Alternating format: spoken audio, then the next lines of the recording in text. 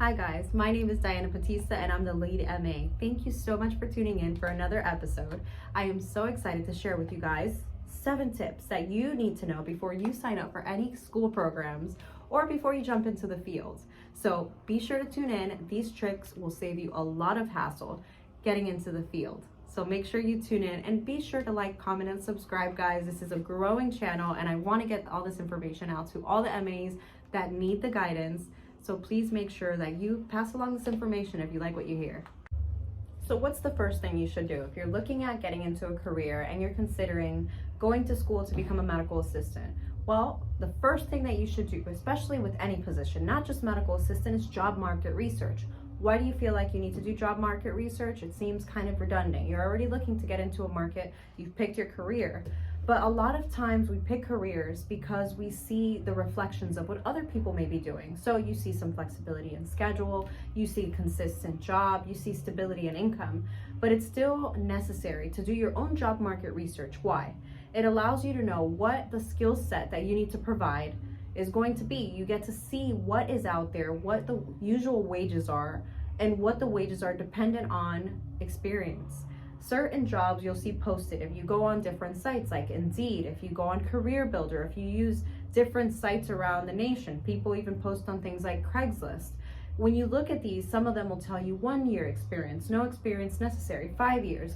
And with all of those years experience, you're going to start seeing that they require more and more. And that typically coincides with higher salary. I made the mistake of when I got into school, I allowed the recruiter, I had already made the decision that I wanted to go to school. And because I wanted to get into the medical field, this seemed like the easiest way to go was to join the medical assistant program. Well, he sold me a dream. And although I have no regrets as far as getting into the career, I wasn't adequately prepared because he told me I'd be making double what the actual job market was providing. And because I took his word for it, I was like, well, he's from the school, who would know it better than somebody that's assisting to place people in this field? I made a big mistake at not being financially ready. There's nothing wrong with accepting a job. There's nothing wrong with accepting jobs that might have lower wages, but you just have to be prepared. There have to be something that will fit for your needs. I've accepted positions with lower wages simply because they offered more convenience, better benefits, things like that.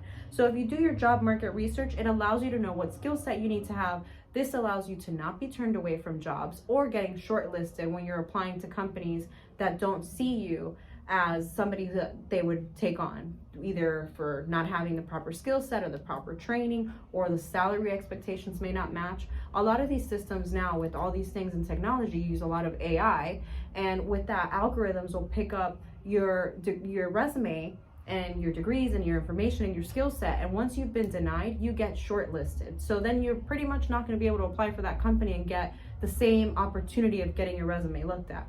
Job market research is crucial, guys. Tip number 2, definitely a big one. Talk to other medical assistants. Whether, like I said, you're going into the medical assistant industry, whether you're doing the program or if you're looking at just starting school, before you dive into anything, whether it's the job or actually signing up for a program, you want to talk to other medical assistants. Get a general consensus of what you could expect. Now, remember, you're talking career, and people have a tendency of getting stuck and complaining about career.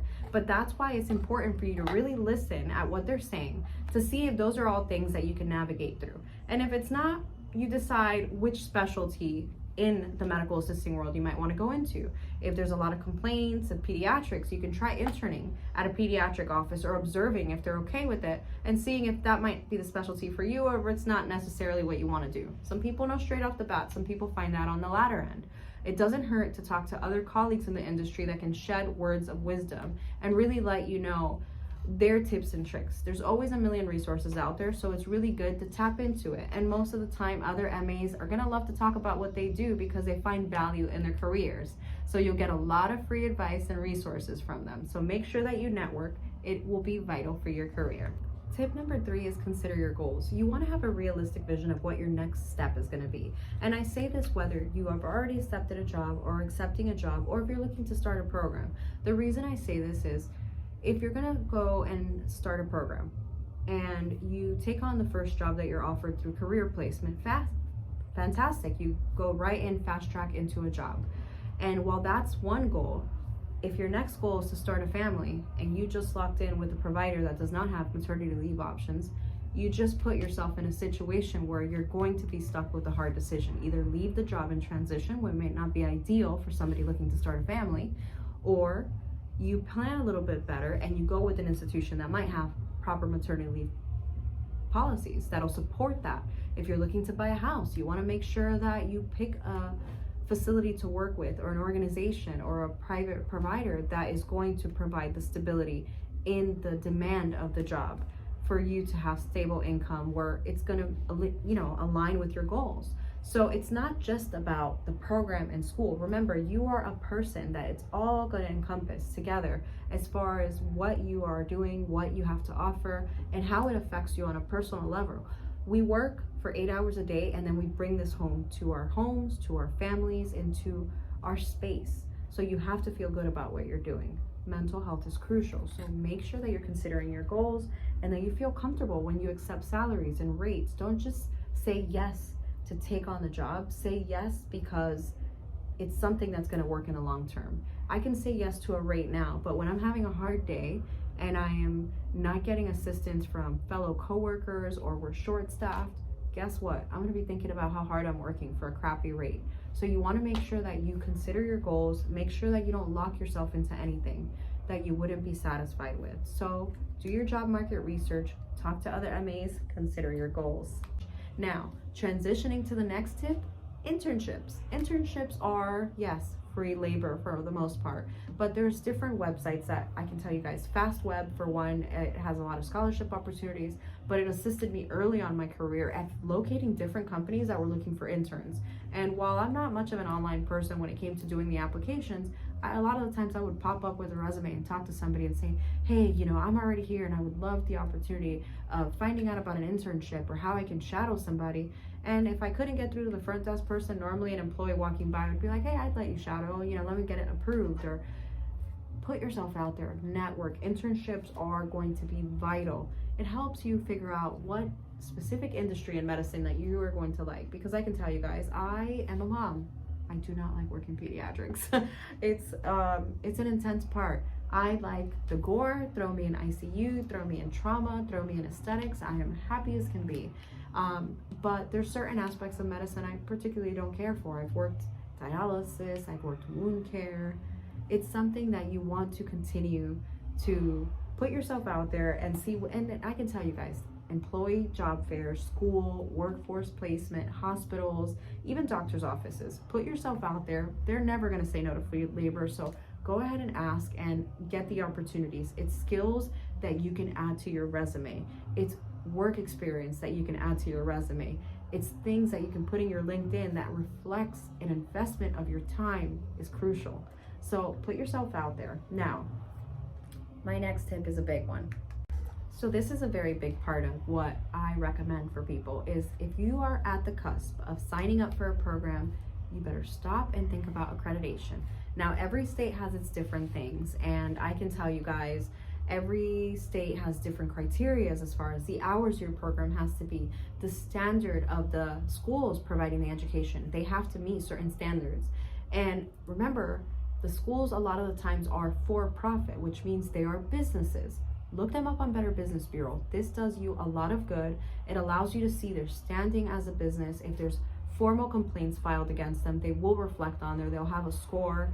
And you also want to look at not just what the hours are for your job description. I always tell people, go on the Florida or just go on your state's Board of Medicine website and see for medical assistants, what are the requirements, what are the hours, what are the scope of practice. You want to make sure that this school is aligned with that. There's no purpose in signing up for a program that might be either cut or might be stopped or might end or isn't going to allow you to transition to a certification status point, because you can graduate, but you still a lot of times have to do these different national certifications or testing in order to really receive a certification you can use in places that they don't require associate's degrees. So make sure that you're aware of this. There's different accrediting bodies in every state, and there's multiple accrediting bodies. And I can tell you guys, there's accrediting bodies for technical schools, for colleges, for universities, for different, there's a lot of loopholes when it comes to business with this. So I always say be mindful of the accrediting body. Make sure that the accrediting body matches one of the ones that will certify you on a national level. You don't want to do 9 months, a year of school, and then come out, do an internship, and then you got your diploma, but that's not enough. They want a national certification. I've encountered this myself.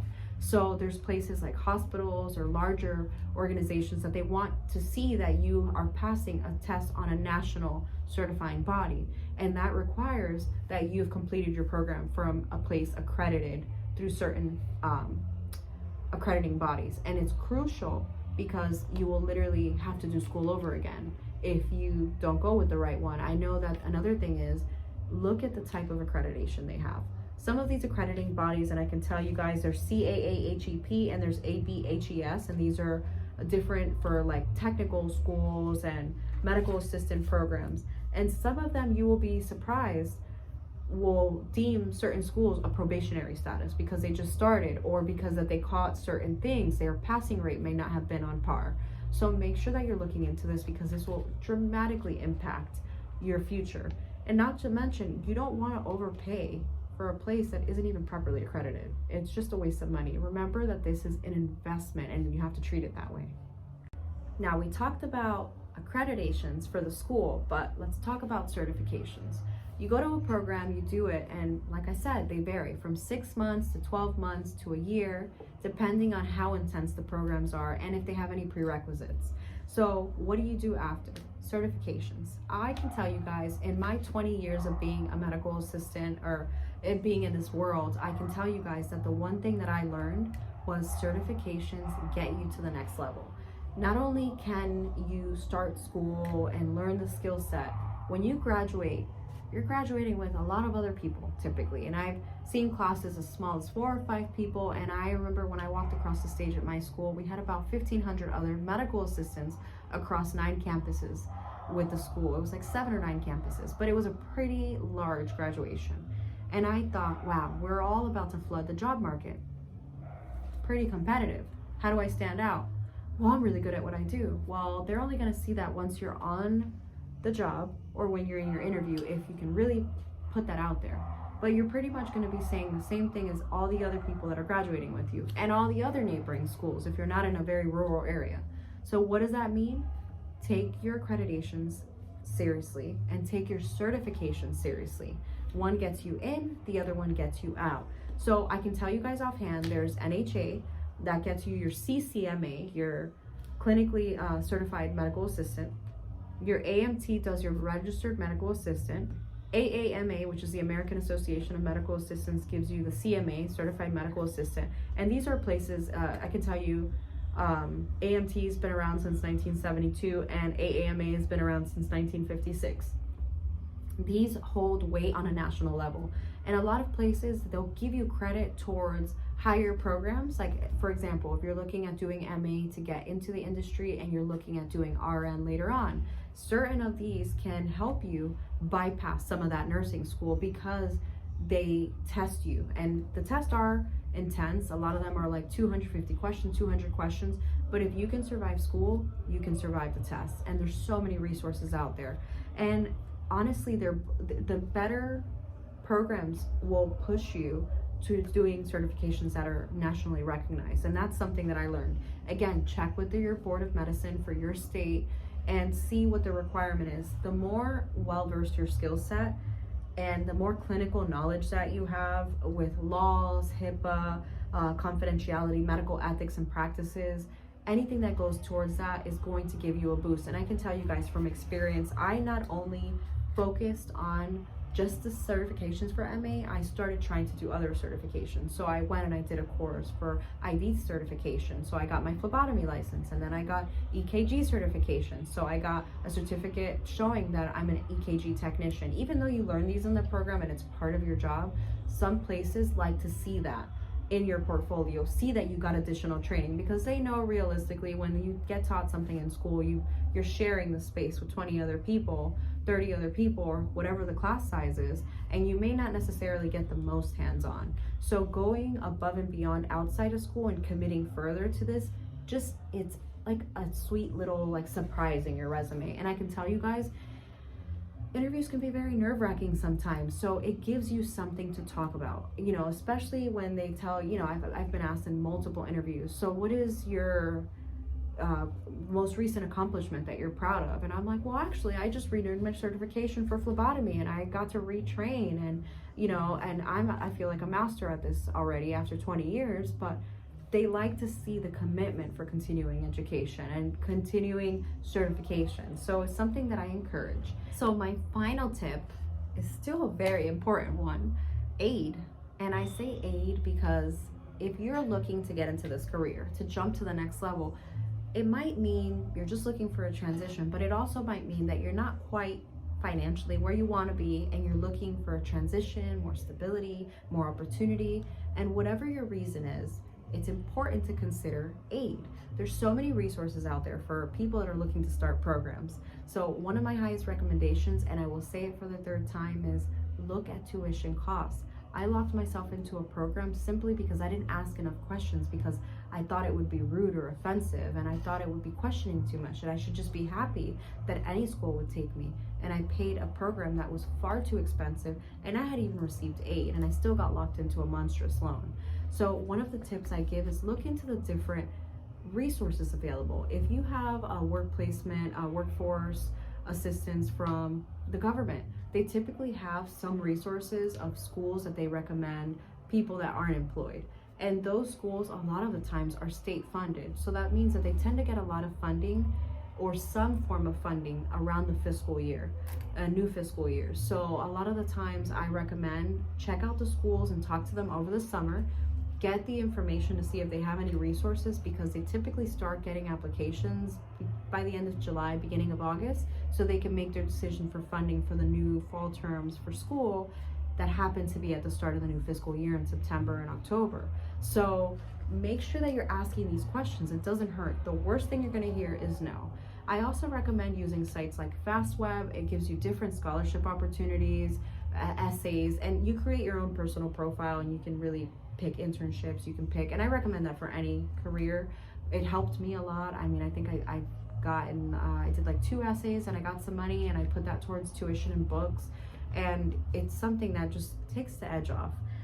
It helps a lot. So you also want to look into any local scholarships. You know, I Google everything. I swear, you would think Google like sponsored my life. I Google everything. So I will literally Google like scholarship opportunities in my area, because there might be for men, for women, for parents, for people with medical conditions. There's scholarship opportunities. You just have to find them. So look in your area, and again, it's very specific to the states, the cities, the state funded things. If you're in a rural area, if you're in a city, if you're in a town, it all depends. But try to look at what different options are out there. And remember, do not overinvest. I know that it's difficult if you're limited in options.